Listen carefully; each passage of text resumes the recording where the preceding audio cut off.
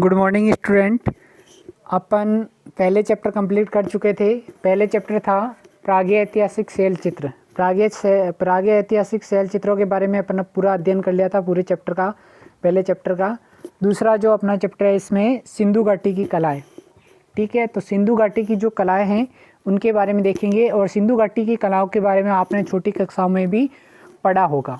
मुख्य रूप से सिंधु घाटी सभ्यता काफ़ी पॉपुलर टॉपिक है, काफ़ी फेमस टॉपिक है, और इसके बारे में छोटी कक्षाओं में आप अध्ययन करते आए होंगे। आपने मोहनजोदाड़ो जो पिक्चर है वो भी देखी होगी, ठीक है। मोहनजोदाड़ो जो पिक्चर है वो सिंधु घाटी सभ्यता में जो अवशेष मिले थे, अवशेषों से संबंधित है ज़्यादातर।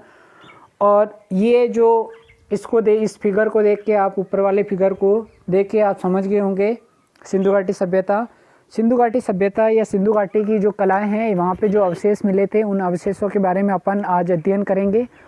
और सिंधु घाटी जो सभ्यता है वो सिंधु घाटी सभ्यता नाम क्यों पड़ा था, उसका मुख्य रीज़न ये था कि ये सभ्यता सिंधु नदी की घाटी में विकसित हुई थी, जिसके कारण इसका नाम पड़ा था सिंधु घाटी सभ्यता, ठीक है। ये समझ में आ गया आपको, सिंधु घाटी सभ्यता। और सिंधु घाटी सभ्यता का दूसरा नाम है हड़प्पा, ठीक है। हड़प्पा सभ्यता के नाम से भी इसको जाना जाता है। हड़प्पा सभ्यता के नाम से जाना जाता है, उसका मुख्य कारण ये है कि सिंधु घाटी सभ्यता की जो प्रथम खुदाई हुई थी या पहली खुदाई हुई थी वो कहाँ से हुई थी, हड़प्पा से हुई थी, जिसके कारण इसको इतिहास में हड़प्पा संस्कृति के नाम से भी जाना जाता है। और हड़प्पा संस्कृति और जो सिंधु घाटी सभ्यता है इसका काफ़ी बड़ा क्षेत्र है, ठीक है। ये क्षेत्र काफ़ी बड़े भाग में फैला हुआ है, और जैसे ये इसके बहुत सारे केंद्र आपको पाकिस्तान में मिलेंगे, अफ़गानिस्तान में भी है इसका केंद्र, और भारत में भी है इसके केंद्र। अब इसके बारे में अपन अध्ययन करते हैं, तो अपन जो अध्ययन करेंगे वो अध्ययन यही करेंगे कि जो कला से संबंधित अध्ययन करेंगे, यानी जो कलात्मक सामग्री है, कौन कौन सी सामग्री है उसके बारे में इसमें अध्ययन करेंगे।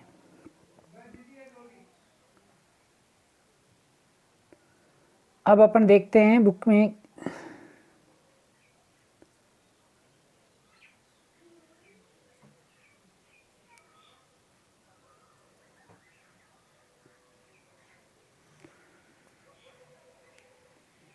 सिंधु नदी की घाटी का कला उद्भव ईसा पूर्व तीसरी सहस्त्राब्दी के उत्तरार्ध में हुआ था।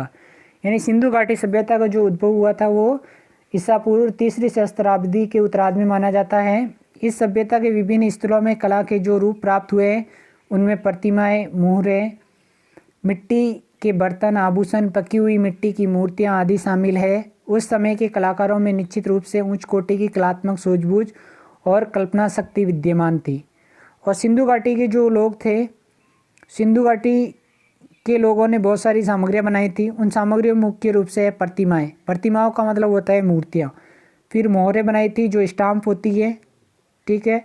फिर मिट्टी के बर्तन, आभूषण, पक्की मिट्टी की मूर्तियाँ इन्होंने बनाई थी, और उनमें कलात्मक सूझबूझ थी। उन्होंने अपनी कलाकारी को व्यक्त करने के लिए इन मूर्तियों का निर्माण किया था। उनके द्वारा बनाई गई मनुष्य और पशुओं की मूर्तियाँ अत्यंत स्वाभाविक किस्म की है, और जो उन्होंने मूर्तियाँ बनाई थी पशुओं और मनुष्यों की वो स्वाभाविक किस्म की है, क्योंकि उनमें अंगों की बनावट असली अंगों की जैसी है।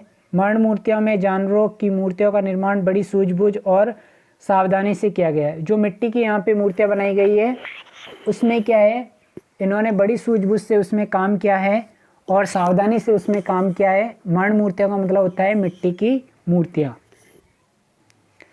दूसरे पैराग्राफ में दे रखा आपको, सिंधु घाटी सभ्यता के दो प्रमुख स्थल हड़प्पा और मोहनजोदड़ो नामक नगर थे।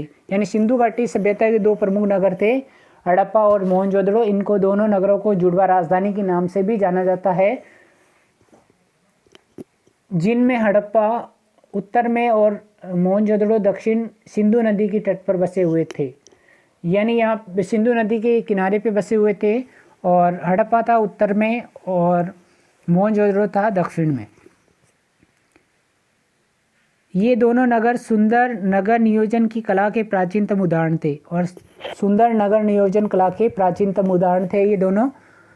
इन दोनों नगरों में रहने के मकान, बाजार, भंडारघर, कार्यालय, सार्वजनिक स्नानागार सभी अत्यंत व्यवस्थित रूप से बनाए गए थे।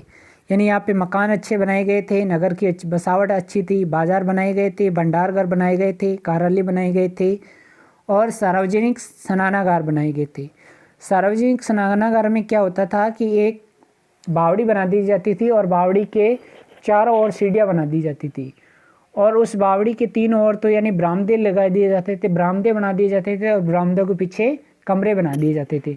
उन कमरों में जो भी लोग होते थे स्नान करने के बाद अपने कपड़े चेंज करने का जो भी काम करते थे, ठीक है, इसलिए बनाए गए थे। ये सार्वजनिक स्नानागार के लिए बनाए जाते थे और सार्वजनिक स्नानागार मोहनजोदड़ो से प्राप्त हुआ है। ये काफ़ी फेमस है और इसके बारे में बहुत सारे क्वेश्चन भी आते हैं जीके में। इन नगरों में जल निकासी की व्यवस्था भी काफ़ी विकसित थी और जो जल निकासी थी या नालियाँ वगैरह बना रखी थी घरों के बाहर, वो भी काफ़ी अच्छी तरीके से उन्होंने डेकोरेट कर रखी थी। हड़प्पा और मोहनजोदड़ो इस समय पाकिस्तान में है और मान लो एग्जाम में क्वेश्चन आ जाए कि इस समय हड़प्पा और मोहनजोदड़ो कहाँ स्थित है वर्तमान समय में, तो ये स्थित है पाकिस्तान में। कुछ अन्य महत्वपूर्ण स्थलों में कला वस्तुओं के नमूने मिले हैं, उनके नाम लोथल और धोलावीरा गुजरात, राखीगढ़ी हरियाणा, रोपड़ पंजाब, कालीबंगा राजस्थान। यानी यहाँ पे जो दूसरे जो केंद्र है वर्तमान में भारत में है उसमें इम्पोर्टेंट है, इसमें एक तो धोलावीरा और लोथल ये है गुजरात में, फिर राखीगढ़ी है हरियाणा में, रोपड़ कहाँ है पंजाब में और कालीबंगा है राजस्थान में। ठीक है, ये आपको ध्यान रखना है। इसमें एग्जाम में छोटे छोटे क्वेश्चन बना लेता है। ये लोथल और धोलावीरा कहाँ है, लोथल कहाँ है तो आपको गुजरात में लिखना है, धोलावीरा कहाँ है गुजरात में, राखीगढ़ी कहाँ है हरियाणा में, रोपड़ कहाँ है पंजाब में, कालीबंगा कहाँ है राजस्थान में, राजस्थान में किस जगह है हनुमानगढ़ डिस्ट्रिक्ट में, और हड़प्पा और मोहनजोदड़ो कहाँ है पाकिस्तान में। ये आपको ध्यान रखना है। अब यहाँ पे पत्थर की जो मूर्तियाँ मिली है उनके बारे में अपन अध्ययन करेंगे।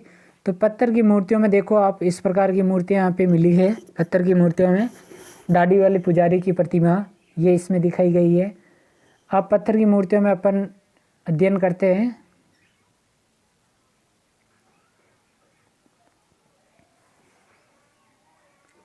पत्थर की मूर्तियाँ, हड़प्पाई स्थलों में पाई गई मूर्तियाँ भले ही वे पत्थर या कांसे या मिट्टी की बनी हो, संख्या में की दृष्टि से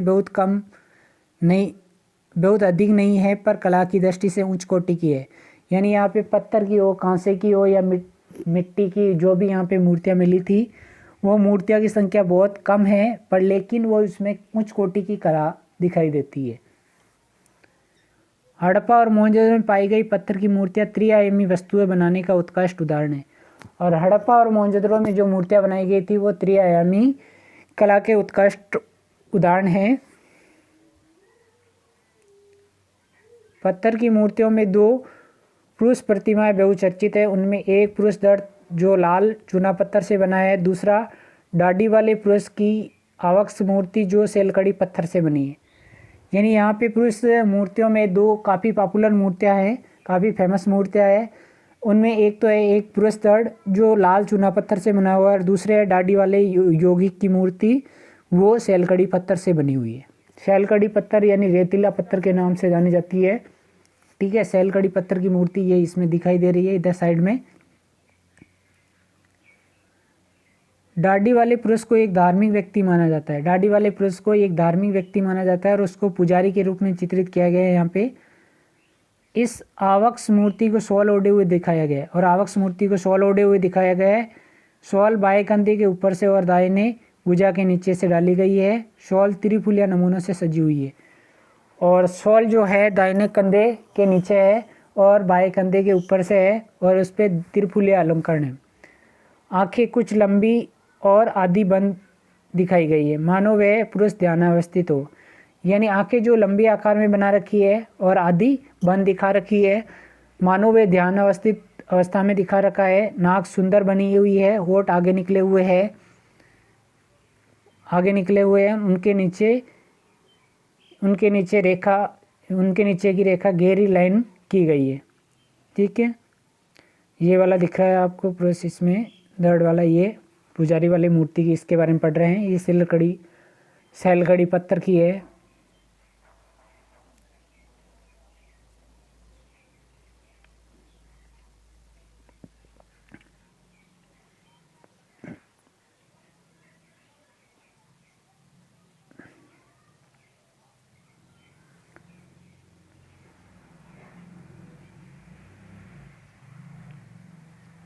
दाढ़ी मूछें और गलमुछ है, चेहरे पर उभरी हुई दिखाई दी है, कान सीप जैसे दिखाई देते हैं, उनके बीच में छेद है, यानी कान सीप के आकार में ऐसे गोल टाइप में इस आकार में बना रखे हैं और इनके बीच में छेद ऐसे दिखा रखा है कान में, और चेहरे पे दाढ़ी मूछ दिखा रखी है।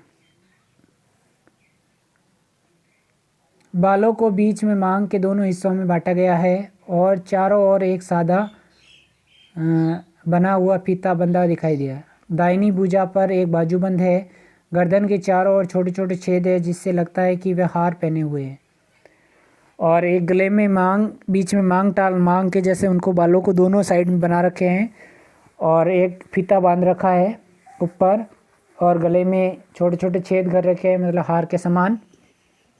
कांसे की ढलाई,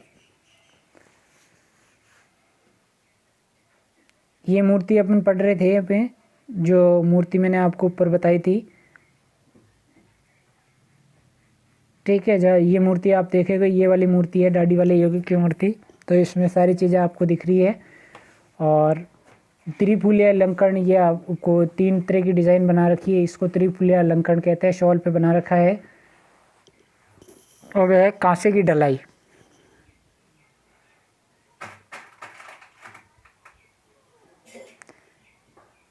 कांसे की ढलाई को अपन देख लेते हैं एक बार।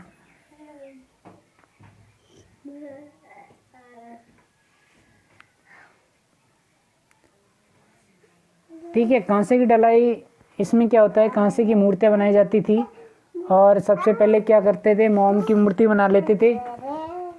मोम की मूर्ति बना लेते थे। मोम की मूर्ति बनाने के बाद उस पर क्या करते थे, मिट्टी का लेप कर लेते थे, और मिट्टी का लेप करने के बाद उसमें क्या कर देते थे, एक छेद बना देते थे ऊपर, सूखने के मिट्टी सूखने के बाद, और फिर उस जो भी मिट्टी का जो भी मिट्टी लगा हुआ जो मूर्ति थी उसको क्या कर देते थे, आग में गर्म करते थे। गर्म करने के बाद छेद से क्या कर देते थे, मोम बाहर निकल जाता था। मोम साफ निकलने के बाद उस पर क्या करते थे, गर्म धातु प्रवाहित की जाती थी, यानी पानी टाइप में जो गर्म धातु होती थी, द्रव धातु होती थी, उनको प्रवाहित करते थे। फिर धातु को ठंडा होने देते और ऊपर से जो मिट्टी लगी हुई थी उस मिट्टी को क्रैक करके तोड़ हटा दिया जाता था, और इस तरीके से कांसे की मूर्तियां बनाई जाती थी। इस विधि को इसमें दिखाया गया है। कांसे की ढलाई, हड़प्पा के लोग कांसे की ढलाई बड़े पैमाने पर करते थे, ठीक है, बड़े पैमाने पर करते थे। इस काम में वे प्रवीण थे, यानी इस काम में वो परफेक्ट थे। इनकी कांस्य मूर्तियां कांसे को ढालकर बनाई जाती थी। इस तकनीक के अंतर्गत सर्वप्रथम मोम की एक प्रतिमा या मूर्ति बनाई जाती थी। मैंने बताया था मोम की सबसे पहले क्या करते थे, मूर्ति या प्रतिमा बनाई जाती थी। मूर्ति या प्रतिमा में अंतर होता है। मूर्ति उन लोगों की कहते हैं जो सामान्य लोगों की होती है, और प्रतिमा उनकी होती है जिनको पूजा जाता है। ये दोनों में डिफरेंस आपको ध्यान होना चाहिए। इससे चिकनी मिट्टी, मोम की जो मूर्ति बनती है उसको इसे चिकनी मिट्टी से ऊपर से लीप कर सूखने के लिए छोड़ दिया जाता था, यानी सुखा दिया जाता था। जब वह पूरी तरह सूख जाता तो उसे गर्म किया जाता था और उसके मिट्टी के आवरण में एक छोटा सा छेद बनाकर छेद के रास्ते सारा मोम, पिघला हुआ मोम बाहर निकाल दिया जाता था, ठीक है। फिर वो छेद बना लेते थे और छेद से पिघला हुआ मोम बाहर निकाल देते थे गर्म करके। इसके बाद चिकनी मिट्टी के खाली सांचे में उसके छेद के रास्ते पिघली हुई धातु भर दी जाती थी, यानी वही छेद होता था, उसी छेद से पिघली हुई धातु उसमें भर दी जाती थी। जब वह धातु ठंडी होकर ठोस हो जाती थी तो चिकनी मिट्टी के आवरण को हटा दिया जाता, यानी धातु ठंडी हो जाती, ठोस हो जाती, उसके बाद चिकनी मिट्टी के जो आवरण था उसको हटा दिया जाता था। कांस्य में मनुष्य और जानवरों दोनों की मूर्तियाँ बनाई जाती थी, यानी कांसे में मनुष्य और जानवरों दोनों की मूर्तियां बनाई जाती थी। मानव मूर्तियों का सर्वोत्तम नमूना है एक लड़की की मूर्ति जिसे नर्तकी के रूप में जाना जाता है। यानी मानव मूर्तियों में जो सबसे अच्छी मूर्ति मानी जाती है लड़की की मूर्ति, जिसे डांसिंग गर्ल के नाम से भी जाना जाता है। वर्तमान में ये मूर्ति जो भी अपना राष्ट्रीय संग्रहालय है नई दिल्ली उसमें सुरक्षित है। कांसे की बनी हुई जानवरों की मूर्तियों में भैंस और बकरी की मूर्तियां विशेष रूप से उल्लेखनीय है। और कांसे की बनी हुई जो मूर्तियाँ हैं उसमें बकरी और भैंस की मूर्तियाँ काफ़ी फेमस है। भैंस का सिर और कमर ऊंची उठी हुई है तथा सींग मुड़े हुए हैं। भैंस को यहाँ पे बना रखा है, सिर, सींग और कमर ऊंची उठ रखी है और सींग मुड़े हुए हैं, फैले हुए मतलब। सिंधु सभ्यता के सभी केंद्र में कांसे की ढलाई का बहुतायत काम बहुतायत होता था। और सिंधु सभ्यता जो है वहाँ पे यानी कांसे की ढलाई का काम बहुतायत होता था। लोथल में पाया गया तांबे का कुत्ता, पक्षी। लोथल में देखो दो फेमस चीज़ें मिली हैं, एक तो तांबे का कुत्ता मिला है यहाँ से और दूसरा मिला है पक्षी। ठीक है। फिर कालीबंगा में पाई गई सांड की कांस्य मूर्ति, हड़प्पा और मोहनजोदड़ो में पाई गई तांबे और कांसे की मानव मूर्तियों में किसी प्रकार से कम नहीं कहा जा सकता। और कालीबंगा से मिली है सांड की मूर्ति। ठीक है। ये जो मूर्तियाँ मिली हैं इनको भी यानी मानव मूर्तियों से कम नहीं कहा जा सकता। सिंधु घाटी सभ्यता में इनका भी प्रमुख स्थान है। ये मिट्टी की मूर्ति है, इसके बारे में अपन कल देखेंगे। ये जो मण मूर्तियाँ, टेराकोटा मूर्तियाँ इसी में आती है। ये मिट्टी की मूर्तियाँ है, मातर देवी की मूर्तियाँ है, इनको कल देखेंगे। ये मुद्रा है, मोहरे है। और वीडियो को लगातार देखिए, टाइम टू टाइम देखोगे तभी आपका कॉन्सेप्ट क्लियर होगा, अन्यथा आपको पता नहीं चलेगा। ठीक है। और वीडियो को टाइम टू टाइम देखना ही सही है, नहीं तो जैसे बाद में क्या होगा, आपको एक साथ सारी चीज़ें पढ़ोगे तो सारा आपका मिक्स हो जाएगा, आपको कुछ भी समझ में नहीं आएगा। और वीडियो को लाइक और शेयर करें। ठीक है।